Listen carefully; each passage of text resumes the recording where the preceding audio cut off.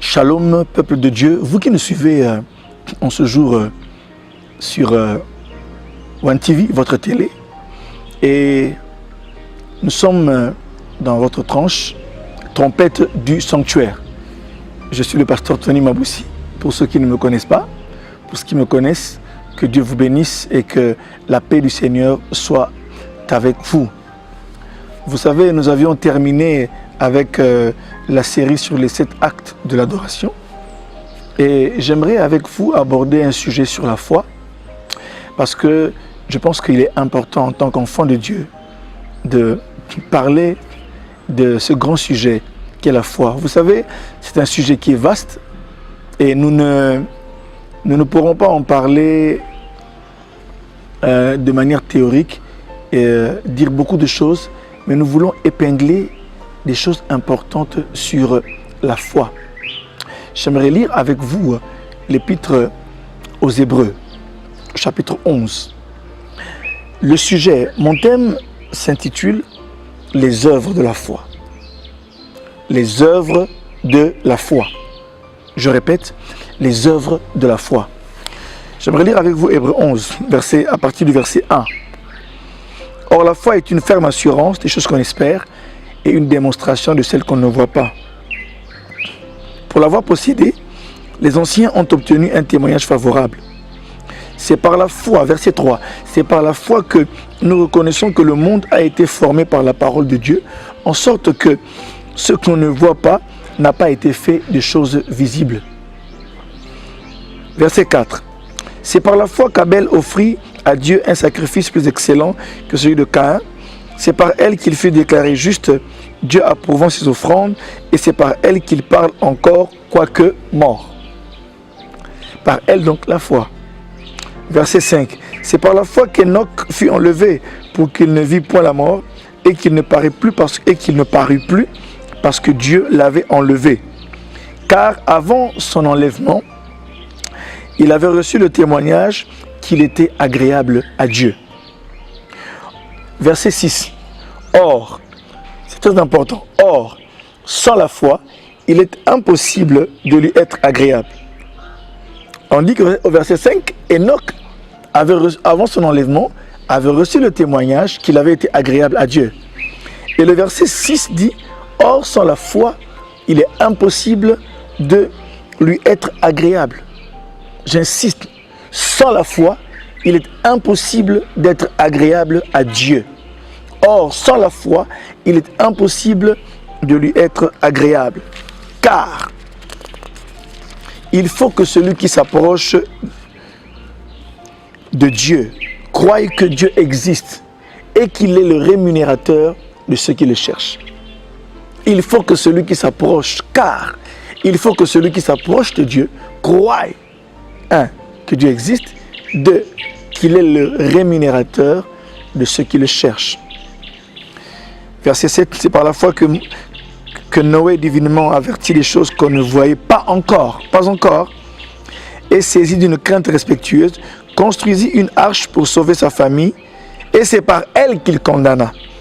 On dit que Abel, par la foi, par elle, continue encore de parler, et ici on dit, c'est par elle qu'il condamna le monde et devint héritier de la justice qui s'obtient par la foi. Verset 8. C'est par la foi qu'Abraham, lors de sa vocation, obéit et partit pour un lieu qu'il devait recevoir en héritage. Et qu'il partit sans savoir où il allait. Sans savoir où il allait. C'est par la foi qu'il vint s'établir dans la terre promise comme dans une terre étrangère, habitant sous des tentes. Ainsi qu'Isaac et Jacob, les co-héritiers de la même promesse. Arrêtons-nous au verset 9. Et à la suite, vous allez voir, c'est par la foi que Moïse célébra la Pâque, c'est par la foi que Sarah elle-même, malgré son âge, et il y a ce leitmotiv qui revient, il y a ce refrain qui revient, c'est par la foi. Par la foi. c'est par la foi. Par elle, Abel parle encore, quoi qu'il est mort, il parle encore. Par elle, la foi, Noé condamna le monde et que lui construisit l'arche. C'est par elle qu'Abraham a quitté sa patrie pour aller dans un pays qu'il ne connaissait pas encore. Bien-aimé, Hébreux 11, c'est vraiment la définition que tout le monde connaît. Que la foi est une ferme assurance des choses qu'on espère, une démonstration de celles qu'on ne voit pas. Moi, j'aimerais aussi donner une définition personnelle. La foi est une décision, c'est un engagement de l'homme de croire à ce que Dieu a dit. La foi est une décision, la foi est un engagement de l'homme de croire à ce que Dieu a dit. Je peux aussi dire que la foi est une adhésion au projet de Dieu pour un individu ou pour un groupe de personnes.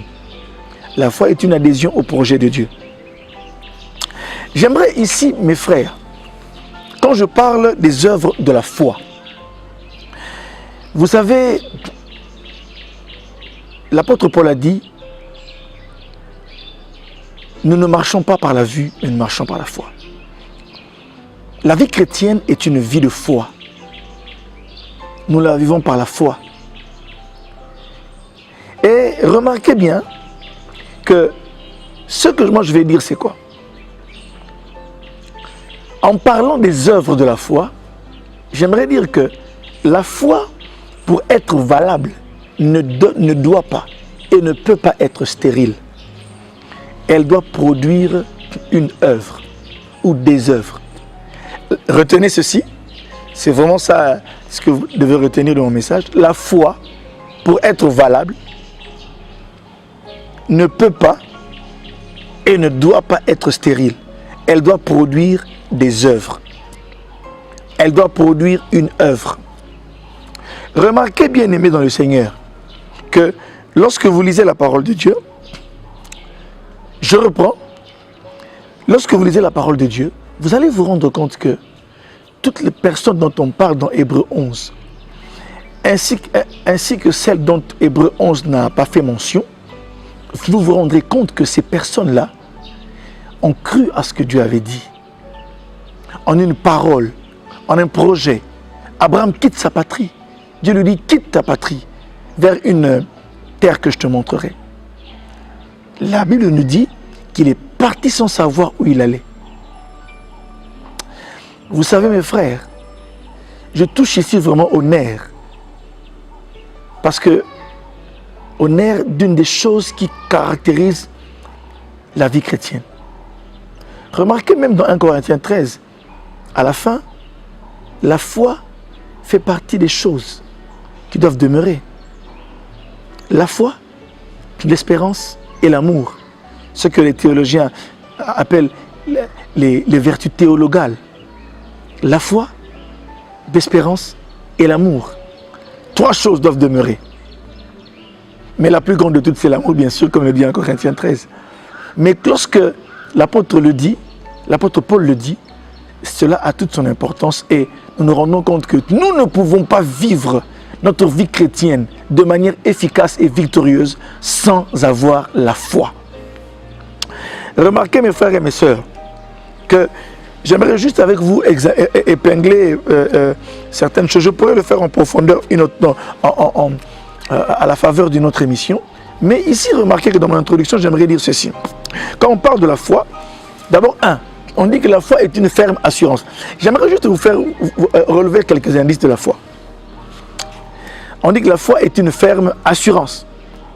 Remarquez que on parle d'abord de ferme assurance. Ce qui est ferme, c'est la fermeté, c'est l'état de ce qui est ferme, de ce qui est constant, ce qui ne bouge pas. Remarquez encore que on parle de l'assurance. Vous savez, bien aimé dans le Seigneur, l'assurance, c'est cette certitude. C'est une confiance, une certitude que nous avons sur quelque chose ou en quelqu'un. Et le mot assurance vient de assurer. Assurer, c'est rendre stable. C'est rendre une chose sûre. C'est rendre certain. Vous savez, lorsque vous analysez, bien sûr, tous ces mots, vous vous rendez compte que pour que quelqu'un dise qu'il a la foi, il y a quelques indices. On dit que c'est une ferme assurance, les choses qu'on espère. Deuxième chose, il y a l'espérance. Il y a l'espérance. Lorsque quelqu'un est d'abord dans une ferme assurance, on le voit dans son langage, dans ses émotions, on le voit dans ses attitudes, on le voit également dans sa communion avec le Seigneur. Mais remarquez que la deuxième chose, le deuxième indice, c'est lequel? C'est bien sûr l'espérance. Et l'espérance ici, mes frères, l'espérance biblique est différente de l'espérance dont nous parlons, l'espérance humaine, ou l'espérance dans la langue française. L'espérance biblique vient d'un mot qui, je ne vous épargne beaucoup de détails, qui se réfère à la certitude. C'est une certitude. Ce n'est pas un souhait. Comme en français, vous savez, espérer, c'est considérer son souhait comme réalisable. En français, quand on dit que j'espère, c'est qu'on considère son souhait comme réalisable. Or, l'espérance biblique, l'espérance selon la Bible, c'est une certitude. Et c'est pourquoi même dans Hébreux 6, 19 à 20, on parle de l'espérance comme une ancre de l'âme. Ce que l'ancre est au bateau, l'espérance est aussi à l'âme du croyant. Alléluia. Mais cette ancre-là pénètre au-delà du voile, là où Jésus est allé avant nous. Ça, on en parlera prochainement dans les prochaines interventions. Et vous remarquez que il y a, après l'espérance, on dit c'est une ferme assurance, des choses qu'on espère, et une démonstration de celle qu'on ne voit pas. Donc je vous parle des indices de la foi. Ferme assurance, espérance et démonstration. Écoutez, démontrer, c'est prouver quelque chose. C'est prouver son existence. Mais ici, lorsque je parle de démonstration, j'aimerais parler d'anticipation. J'aimerais parler d'attente. Vous savez, lorsque Noé, comme dit la parole de Dieu, Dieu lui dit qu'il y aurait un déluge. À l'époque, il n'avait pas encore vu le déluge. Comme dit la parole de Dieu, avertit des choses qu'on ne voyait pas encore. Il construisit une arche. Et par elle, il condamna le monde. C'est pourquoi, bien aimé dans le Seigneur, remarquez que quand Noé construit l'arche, il est dans la démonstration de la foi. Il est dans la partie démonstrative de la foi. C'est que Dieu voit que nous avons la foi lorsque nous démontrons. Même sans avoir vu, nous démontrons. Jésus prendra les 5 pains et il prendra les 5 pains et les 2 poissons. Il va rendre grâce. Mais il y avait 5000 personnes à nourrir. Mais il prend 5 pains et 2 poissons. Et en levant les mains, il était sûr qu'il y aurait une multiplication. C'est ça la foi. Il démontre. Abraham, on lui dit, mais quitte. Il ne sait pas où il va. Nous sommes tellement rationnels. Nous sommes tellement humains. Nous voulons voir et toucher. Or, la foi n'est pas toujours de ce domaine-là. Et Abraham quitte son pays sans savoir où il va. Il démontre. Il est dans la démonstration. Alléluia. Et la troisième chose, c'est la notion de l'invisible. La notion de l'invisible.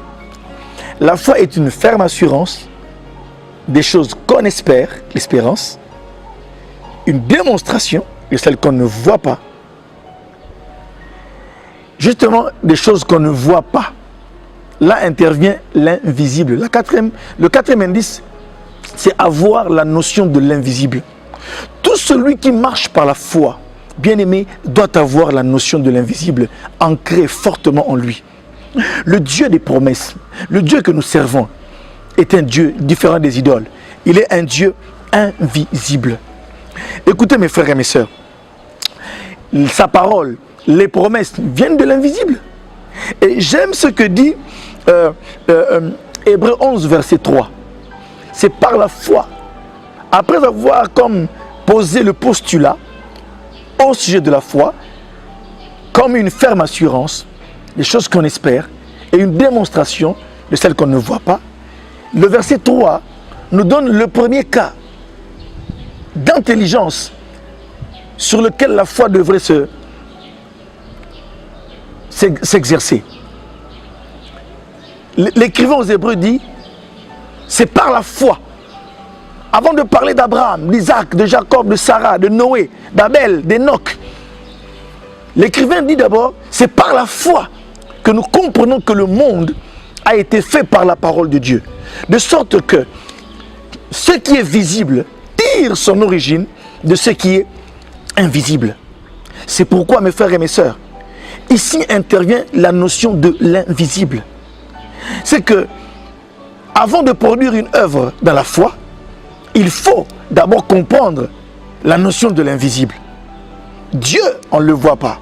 Comme Jésus a dit, Dieu est esprit. Dans Jean 4, Dieu est esprit. Nous ne le voyons pas. Ce qu'il promet vient. Le Dieu qui nous parle, le Dieu qui fait des promesses, les visions que nous voyons, les songes, les prophéties, tout ce que Dieu nous promet, ça vient de l'invisible. Et maintenant, l'écrivain aux Hébreux nous donne un premier exercice pour notre foi. C'est la création. Avant de commencer à croire en certaines choses, regardez ce qu'est la création. La création est le fruit de l'invisible. Car là, on revient dans Genèse chapitre 1. On dit au commencement, Dieu créa le ciel et la terre. Et sur ce point, la parole de Dieu, dans Hébreux 11, nous invite à comprendre que l'homme ou la femme qui a la foi doit arriver à matérialiser l'invisible comme une canne qui, comme une canne à pêche, lorsqu'elle fait sortir le poisson de l'eau. Lorsque la ligne est introduite avec le hameçon dans l'eau, bien sûr, le pêcheur reste là attentif. Il ne sait pas. Il ne voit rien. Pour la plupart des cas, il ne voit pas. Et à un moment donné, lorsque le poisson mord à l'appât, et là, il tire. C'est comme la foi, bien sûr. La foi, bien sûr, est comme cette canne à pêche qui fait sortir de l'eau ce qu'on ne voyait pas. Et remarquez que tous les hommes de foi qui ont obtenu l'effet de la promesse avaient intégré la notion de l'invisible. Tous les hommes, toutes les personnes dans la parole de Dieu. Et le premier cas, vous disais-je, que notre foi doit considérer, c'est la création. Écoutez mes frères et mes sœurs, Noé, Abraham, Moïse ont cru en l'invisible. Isaac, Jacob, Joseph. Joseph a dit, quand Dieu vous visitera, Hébreux 11, 22, il dit, lorsque Dieu va vous visiter, que mes ossements ne restent pas ici. Il n'avait pas encore vu la libération, mais il savait qu'il rentrerait dans Canaan et que l'Égypte n'était pas leur lieu définitif. Il a dit que même que ses ossements, il a donné des ordres pour ses ossements. Ce qu'il ne voyait pas encore, il l'a déjà anticipé. C'est que, mes frères et mes sœurs, je parle des indices de la foi. Et là, bien aimés dans le Seigneur, vous devez comprendre que, au même moment, je parlais de l'invisible dans Genèse 1, la création. Ce que nous voyons tire son origine de ce qui est invisible. Genèse 1 dit que la terre était informe et vide. Dieu dit que la lumière soit. Où était la lumière? Elle était en Dieu. Il dit qu'il y ait des grands luminaires. Il ordonne que les eaux produisent des êtres. Écoutez mes frères et mes sœurs, qu'il y ait des grands luminaires, qu'il y ait le soleil. Donc, il a imaginé le soleil, et c'est ce soleil-là, bien aimé dans le Seigneur, que nous voyons aujourd'hui. Mais c'est venu de l'invisible. C'est pourquoi, mes frères, même lorsque nous sommes assis et que nous raisonnons sur quelque chose, sur une machine qui doit exécuter telle chose, elle n'est pas encore dans le monde matériel, elle est encore dans l'invisible. C'est pourquoi tout homme qui aura intégré la notion de l'invisible sera un homme qui va faire de grandes choses. Ne cessez jamais de rêver. Alléluia. La foi doit bien sûr vous conduire à capturer des choses qui sont encore invisibles, des choses qui ne sont pas encore visibles, afin que vous puissiez les matérialiser. Et vous aurez besoin de démonstrations. Et lorsque vous allez les démontrer, vous aurez besoin d'avoir une ferme assurance. Lorsque Noé construisait l'arche, on lui disait, mais on se moquait de lui. Ah, il a pris son vin, ah, il a fait ceci. Mais lui, il était ferme dans son assurance. Une ferme assurance des choses qu'on espère. Une démonstration. Lorsque Moïse est parti, mais où vas-tu Moïse? Dans ce monde très rationnel, dans ce monde où tout est planifié, dans ce monde où les choses sont vraiment calculées, où les statistiques peuvent nous dire en 2040 quelle sera la population, en 2050 quelle sera la réserve des ressources du monde. Et les hommes ont par leur intelligence déjà calculé certaines choses, certains calculs approximatifs, mais la foi n'a pas besoin d'abord de voir la fin pour commencer à marcher. Par la foi, d'abord, nous posons le premier pas et le deuxième pas, le reste de l'escalier va se dévoiler. C'est comme ça que j'aimerais définir la foi. Mes frères, maintenant, je n'aurai pas tout le temps aujourd'hui, mais cet enseignement va nous aider à décortiquer, bon, pas à décortiquer, à essayer d'analyser quelles sont les œuvres que nos pères ont, que les patriarches, nos prédécesseurs ont produites. Parce que j'avais dit, pour être valable et agissante, la foi ne peut pas rester stérile. Elle est appelée à produire une œuvre ou des œuvres. Maintenant, quelle a été l'œuvre à produire dans chacune des histoires des personnages bibliques dont parle Hébreux 11? Abraham quitte sa patrie. Commençons par Abraham. Je préfère commencer par Abraham. Il quitte sa patrie. On lui dit, écoutez ce que dit la parole de Dieu. Hébreux 11, 8. C'est par la foi qu'Abraham, lors de sa vocation, obéit et partit pour un lieu qu'il devait recevoir en héritage. Et qu'il partit sans savoir où il allait. Invisible. Sans savoir où il allait. Mais il quitte. Démonstration. Vous comprenez ça? Invisible, démontrer et avoir une ferme assurance. Et là, il quitte sa patrie. Sans savoir où il allait. Mais il part. Le fait de quitter sa patrie, c'est ça justement ces choses-là dont on va parler. Remarquez également, Moïse devant la mer Rouge. Dieu lui dit, demande au peuple de garder silence. Il se retrouve entre le marteau et l'enclume. Il y a la mer Rouge, infranchissable humainement parlant, et il y a l'armée de Pharaon derrière. Et le peuple commence à murmurer contre Moïse. Mais Moïse, où nous as-tu amené? Et là, en ce moment-là, Dieu va dire à Moïse, il dit, ces Égyptiens-là que vous voyez, vous ne les verrez plus jamais. Dis au peuple de garder silence. Alléluia. J'aime. Et dans l'histoire de Moïse, l'œuvre devant la mer Rouge, l'œuvre que le peuple devrait produire, c'était quoi? C'était de garder silence. Exode 14, 14 dit, gardez silence, l'Éternel combattra pour vous. Mes frères, et le fait de garder silence était la démonstration qu'ils avaient confiance en Dieu. Alléluia. Et Moïse s'est levé, il a pris la verge et il a étendu la verge sur la mer et il a fendu la mer en deux. Dieu, par Moïse, a fendu la mer.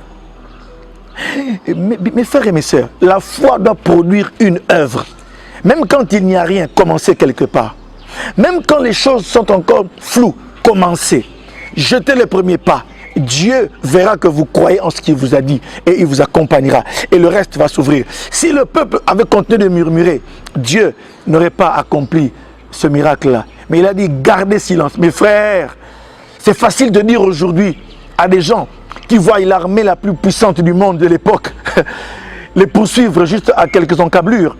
Hein? Et là, on leur dit gardez silence. Bien aimé, devant il y a la mer. Je peux garder silence en sachant que je peux courir devant moi. Mais comment garder silence au devant de moi? Il y a un obstacle. Comment est-ce que je peux garder mon calme? Comment je peux avoir la fermeté? Comment puis-je être assuré que Dieu va me sauver? Puisque jamais ils n'ont vu la mer se séparer. Jamais ils n'ont marché sur la mer. Mais là, Dieu leur dit, gardez silence. L'Éternel combattra pour vous. Il leur fait une promesse, il combattra. Moïse leur dit, l'Éternel combattra. Ces Égyptiens que vous voyez, vous ne les verrez plus jamais. Mes frères, Moïse devait être pris pour un fou. Lui aussi devait se dire, qu'est-ce que Dieu fera ici? La mer est là. L'armée de Pharaon, l'armée la plus puissante de l'époque, les poursuit. Et maintenant, Ils doivent garder le silence. C'est pourquoi mes frères et mes sœurs, la foi est importante si nous voulons faire des exploits avec Dieu. Si nous voulons vivre une vie chrétienne victorieuse, agissante et efficace. Si nous voulons plaire à Dieu. C'est pourquoi on dit, dans Hébreux 11, il est dit, or, Hébreux 11, verset 6 plutôt, or, sans la foi, il est impossible de lui être agréable. Car il faut que celui qui s'approche de Dieu croie que Dieu existe et qu'il est le rémunérateur de ce qui le cherche. C'est pourquoi, mes frères, j'aimerais, par cet enseignement, par ces petites interventions, j'aimerais que nous puissions aujourd'hui capturer, avoir l'effet, obtenir l'effet de la promesse, en persévérant, en sachant que Dieu ne vous a pas abandonné. Le Dieu qui vous a montré certaines choses lorsque vous dormiez il y a 10 ans, c'est ce Dieu-là qui aujourd'hui vous interpelle par ma voix pour vous dire ces choses-là vont s'accomplir. Il y a des jours où vous sentez certaines choses en vous. Vous sentez que vous êtes une grande femme, un grand homme qui est appelé à faire de grandes choses. C'est l'appel de Dieu. Vous devez commencer. Jetez le premier pas. Produisez une œuvre. Ayez la ferme assurance. Espérez et démontrez. Et ayez la notion de l'invisible. Mes frères et mes sœurs, que Dieu vous bénisse et que Dieu nous accompagne durant ce temps. Et j'aimerais aussi que durant ce temps où nous parlons des œuvres de la foi, que quelqu'un se dise oui, que quelqu'un un jour nous contacte en disant qu'il nous écrive. Vous pourrez nous écrire sur le numéro qui est affiché sur le bas de vos écrans. Vous pourrez nous écrire par SMS, appeler, même par WhatsApp. Vous pouvez nous écrire pour dire ce que Dieu a fait pour vous. Donnez-nous vos témoignages et la gloire reviendra à Dieu. Les œuvres de la foi. C'est par la foi que Abel parle encore, quoi qu'il soit mort. Que Dieu vous bénisse et que Dieu bénisse également vos familles et qu'il bénisse vos projets. À la prochaine fois. Amen.